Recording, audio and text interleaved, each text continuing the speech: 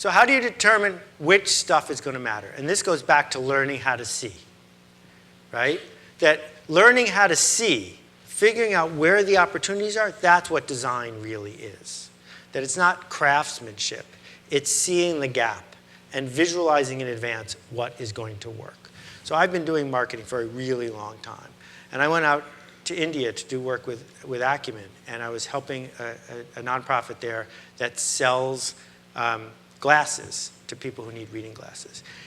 And they'd been doing it for a couple years, and it had been struggling. And I'm sitting there, and I've got jet lag, and it's 100 degrees. And I won't go into all the details of the story, but it took me about a minute to see something that other people hadn't seen. And by changing that thing, a whole bunch of good things came from it. Well, I couldn't have done that the first week, year, or decade I was in marketing, because I didn't know how to see. But when I was there, I had done it enough times and interacted with enough people that I saw what was missing.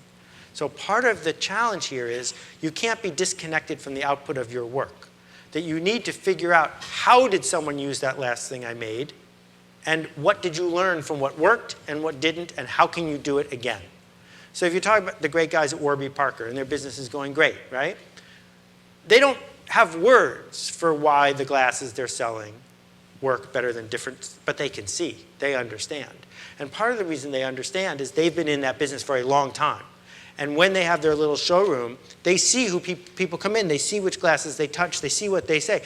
Immersing yourself in those interactions teaches you how to see. But the minute it stops and it turns into just flagellating yourself reading the comments on a tweet you posted, you need to stop. Because now you're hiding, you're not learning anymore. And that's why there is no manual for this, is that I can't tell you where that line is.